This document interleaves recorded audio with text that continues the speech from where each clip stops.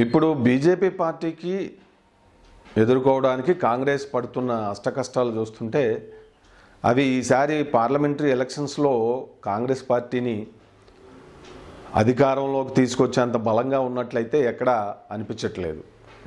ఎందుకంటే మూడోసారి ముచ్చటగా హ్యాట్రిక్ కొట్టి తీరతామనేటువంటి నమ్మకంతోనే బీజేపీ రాజకీయపరమైనటువంటి ఎత్తుగడలు వ్యూహాలు చేస్తున్నది మనకు బలంగా కనబడుతూ ఉంది. దానికి తోడు అయోధ్య బాలరామ మందిర ప్రాణ ప్రతిష్టతో మోడీ యొక్క కీర్తి ప్రతిష్టలు రాజకీయంగా కావచ్చు ఎలా చూసుకున్నా కూడా 10 రెట్లు పెరిగి బలపడ్డాయి. ఒక కంచుకోట లెక్క ఇప్పుడు మోడీ అక్కడ కనబడతా ఉన్నాడు. ఆల్రెడీ బీజేపీ అక్కడ చూసినట్లయితే మనకి ఉత్తరాదిలో నార్త్ ఇండియాలో 12 రాష్ట్రాల్లో అధికారంలో ఉంది. అంటే ఎంత బలంగా ఉందో చూడండి. కేవలం అంటే కాంగ్రెస్ పార్టీ ఒకప్పుడు అప్రతిహతంగా ఏకఛత్రాధిపత్యంగా రాజకీయాలను ఏలినటువంటి కాంగ్రెస్ పార్టీ జాతీయ పార్టీ ఇప్పుడు ఉత్తరాదిలో కేవలం హర్యానా అనే ఒక చిన్న రాష్ట్రంలో మాత్రమే అధికారంలో ఉంది. అంత డౌన్ఫాల్ అయిపోయింది. కేవలం ఇక అది ఒక ప్రాంతీయ పార్టీగా అయిపోద్దేమో అనే పరిస్థితి కూడా కనబడతా ఉంది. ఎందుకంటే లీడర్షిప్ క్రైసిస్. రాహుల్ గాంధీ గారు ఉన్నారు, ఆయన కొంతకాలం అసలు నాకు అధ్యక్ష పదవి వద్దని చెప్పి మరి కాడి పారేయటం అంటాం. అంటే ఎద్దు తన మెడ మీద కాణేసుకొని మోస్తేనే కదా బండి గదిలేది.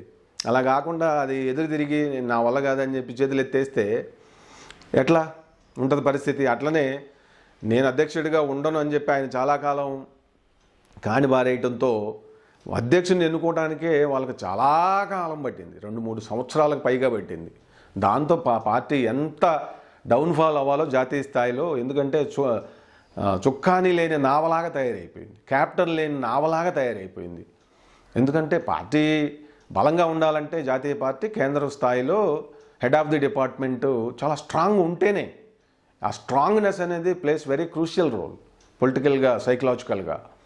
బలం ఎటువైపు ఉంటే, ఏ పార్టీ వైపు ఉంటే ఓటర్లు అటువైపే మొగ్గుతారు. మనది ఫ్యూడల్ సొసైటీ, భూస్వామ్య వ్యవస్థ మంది. ఇక్కడ ఓటర్ల సైకాలజీ ఎలా ఉంటుంది అనేది మనం గమనించుకున్నట్లయితే ఎందుకు వాళ్ళు మరి బలం వైపే మొగ్గుతారంటే మరి బలహీనుల వైపు అటువైపు ఉండడానికి ఇష్టపడరు. ఈ మనస్తత్వం బానిసల మనస్తత్వం అంటారు దాన్ని. సో స్వతంత్రంగా తిరిగి పోరాడలేరు, కానీ అందరూ కలిసికట్టుగా ఉండి ఒక బలమైన యజమాన్ని తమ నాయకుడిగా ఎన్నుకోవటానికే ఆసక్తి చూపేటటువంటి సైకాలజీ అనమాట. అది మన భారతదేశపు సైకాలజీ అదే.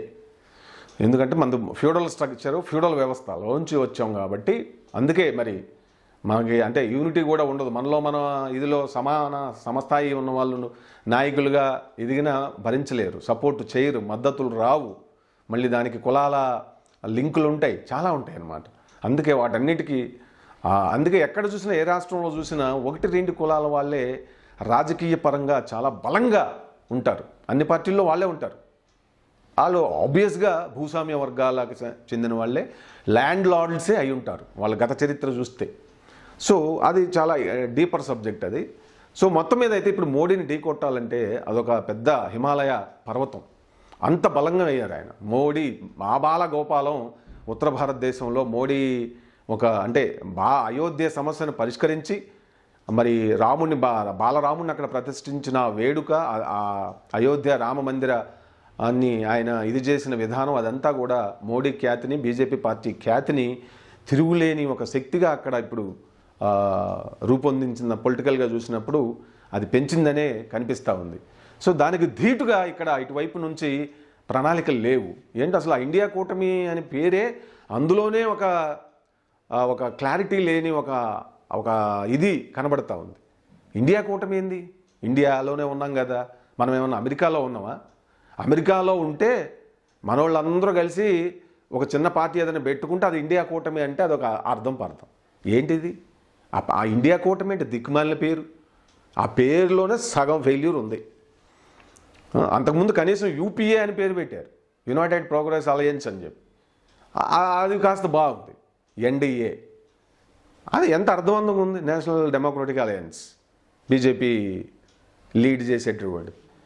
అరే ఈ ఇండియా కూటమి ఎవడో సచ్చు సలహా ఇచ్చిండో కానీ అక్కడే ఆ పార్టీ సగం ఫెయిల్యూర్ని ఎదుర్కొంటుంది. ఇండియా కూటమి ఏంది? మనం ఏ దేశంలో ఉన్నాం?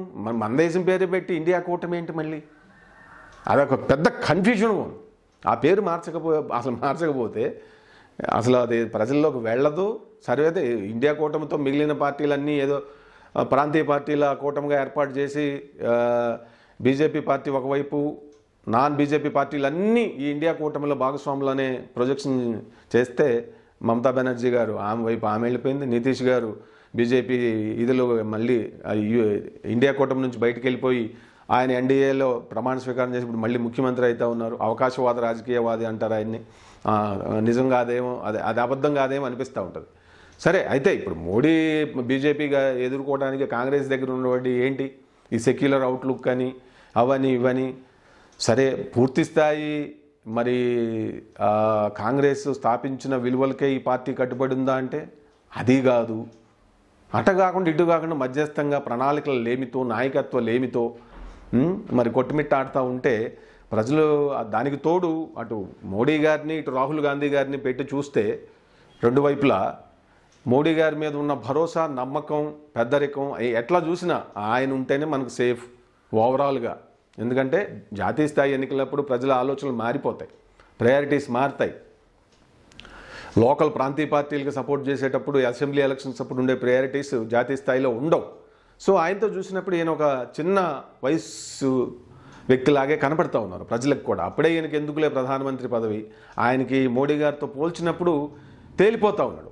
దానికి తోడు మరి మోడీ గారేమో హిందుత్వ ఐడియాలజీతో చాలా స్ట్రాంగ్గా ముందుకెళ్తూ ఉన్నారు. సరే, ఆ పార్టీ ఐడియాలజీ అది, దాన్ని ఢీకొట్టేటువంటి ఐడియాలజీ ఇటువైపు ఏడుంది. భారత్ జోడో యాత్ర, న్యాయయాత్ర అని చెప్పి తిరిగితే ఇక వాటి వల్ల దాన్ని ప్రస్తుతం అక్కడ ఉన్నటువంటి ఆ వేవ్ని, ఆ పాజిటివ్ వేవ్ని ఢీకొట్టడం సాధ్యపడుతుందా అని నేను అనుకోవట్లేదు అది సాధ్యపడుతుందని. సో ప్రణాళికలు ఏముంది, ఓవరాల్గా నాయకత్వం ఏముంది, మరి సోషల్ మీడియా ఏముంది, అన్ని రకాల ఇది.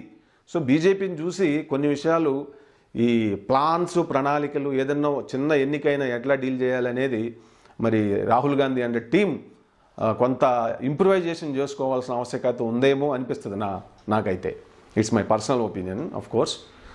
సో కేవలం ఇక కాంగ్రెస్ ముందు భవిష్యత్తులో సౌత్ ఇండియాకి మాత్రమే పరిమితం అయిపోద్దా అనిపిస్తూ ఉంది కూడా. ఎందుకంటే చూసినట్లయితే మొన్న కర్ణాటకలో, ఆ తర్వాత ఇక్కడ తెలంగాణలో మరి ఇక కొంత కాంగ్రెస్ ఇప్పుడు స్టాలిన్ గారితో కలిసి అక్కడ ఉంది కాబట్టి ఆడ కూడా ఉన్నట్లే, ఏది మా తమిళనాడులో. ఇక్కడ మాత్రమే కనపడతా ఉంది. ఏపీలో ఇప్పుడు మళ్ళీ యాక్టివ్ అయ్యే పరిస్థితి ఏదో కొంచెం కనపడతా ఉంది. ఇట్లా చూస్తే జాతీయ పార్టీ కాస్త ప్రాంతీయ పార్టీ ఒక భాగానికే పరిమితం అయిపోద్దా మోడీ గారి ధాటికి అన్నట్లుగా కనపడతా ఉంది. మరి మోడీ గారిని తట్టుకోవాలంటే పార్లమెంటరీ ఎలక్షన్స్లో ఈసారి బీజేపీని తట్టుకోవడం ఇప్పుడు కేవలం ఈ ఒక్క దాంతోనే, ఏది అయోధ్య రామ మందిరం అనేది పొలిటికల్గా ఆ ఒక్కటి సరిపోద్ది అక్కడ నార్త్ ఇండియా మొత్తానికి. అఫ్కోర్స్ సౌత్లో కూడా తెలంగాణలో కాస్త ఎక్కువ వాళ్ళకి ఇది ఉంది. ఈసారి కర్ణాటక నుంచి కూడా ఎక్కువ సీట్లే ఎక్స్పెక్ట్ చేస్తున్నారు. సరే, అక్కడ స్టేట్ అసెంబ్లీ ఎలక్షన్స్లో ఓడిపోయినప్పటికీ జాతీయ స్థాయిలో చూసినప్పుడు రాహుల్ గాంధీని కంపారిజన్ చేసుకుంటూ మోడీ గారిని చూసినప్పుడు రాహుల్ గాంధీ గారు ఏ విషయంలో చూసినా ఆయనకి ఒక చిన్నపిల్లవాళ్ళ లెక్కనే సైకలాజికల్గా మనకు కనపడుతున్న పరిస్థితి కనపడతా ఉంటుంది. దానికి తగ్గట్టు మోడీ గారి ఆహార్యము, ఆయన వేషధారణ, ఆయన స్పీకింగ్, ఆ స్పీచ్, ఎమోషనల్ స్పీచెస్ కానీ అట్లా ఎట్లా కంపారిజ్ చేసినా అందులో సగమే ఈయన ఉన్నారు ఇప్పటికీ. కాబట్టి ఆయనకి ఇంకా టైం ఉందిలే. తర్వాత ముందైతే మనకు మోడీ గారు ఉంటేనే, ఎందుకంటే పూర్తి స్థాయిగా కుటుంబం అంటూ లేదు ఆయనకి, దేశమే ఆయనకి కుటుంబం, మరి రాముడే ఆయనకి, మరి అంతా ప్రజలే ఆయనకి ఇది, దేశ రక్షణే ఆయనకి ఇది, అంటే ఫస్ట్ ప్రయారిటీ అన్నట్లుగా ఆయన చిత్తశుద్ధి, ఆయన జీవన విధానం, ఆయన దేశభక్తి, ఇవన్నీ నిజాయితీగా ఆయన ఇంప్లిమెంట్ చేస్తున్నారు అనేది ప్రజలకి ఆయన కన్వే చేయగలిగారు చాలా స్ట్రాంగ్గా. తర్వాత ఆయన చూసినప్పుడు మా ఇంటి పెద్ద ఆయన, అప్పుడు మనకి ఇక్కడ తెలుగునాట వైఎస్ఆర్కి ఏ విధమైన ఇమేజ్ ఉండేదో, ఆయన పంచకట్టు, ఆ స్మైలు, అదంతా ఏ ఏజ్ గ్రూప్ వాళ్ళు ఆ విధంగా, మా తాతగారు లేదంటే మా అన్నగారు, మా బాబాయ్, మా మామయ్య, ఇట్లా మా అన్నయ్య, ఇట్లా అన్ని రకాలుగా ఐడెంటిఫై అయ్యేవాళ్ళు. అన్ని రకాలుగా అట్లా ఐడెంటిఫై అవడానికి మోడీ గారి యొక్క క్యారెక్టరు, ఆయన స్టేచరు అంత బలంగా ఉంది అక్కడ. సరే, రాజకీయాలు అన్నప్పుడు డెవలప్మెంట్ కాన్సెప్ట్లు ఉండాలి, రాజ్యాంగపరంగా అన్ని వర్గాలకి రాజకీయ చైతన్యము, అభివృద్ధి ఉండాలి, అన్ని కులాలు, మతాలు మరి ఒక సెక్యులర్ అవుట్లుక్లో రాజ్యాంగం ఇచ్చినటువంటి సెక్యులర్ ఇదిని కాపాడుతూ ముందుకు వెళ్ళాల్సిన పరిస్థితి కూడా ఉంటుంది. అవన్నీ ఉంటాయి. సో ప్రజలు ఒక డిఫరెంట్ మూడ్లో ఉన్నప్పుడు ఒక నాయకుడి ఒక వ్యక్తి పూజ నడుస్తూ ఉంది. అప్పుడు అది మంచిగా చెడుగా అనేది చెప్పలేం. భూస్వామ్య వ్యవస్థలలో అయితే ఈ వ్యక్తి పూజ, ఐడియల్ వర్షిప్, స్ట్రాంగ్గా ఉన్న పర్సన్ని అన్ని విధాలుగా యాక్సెప్ట్ చేసి మనం యాక్షన్ సినిమాలు చూస్తుంటాం కదా, ఏది జరుగుతున్నా ఎప్పుడు హీరో వస్తాడా ఎప్పుడు కాపాడుతాడా అని చూస్తుంటాం.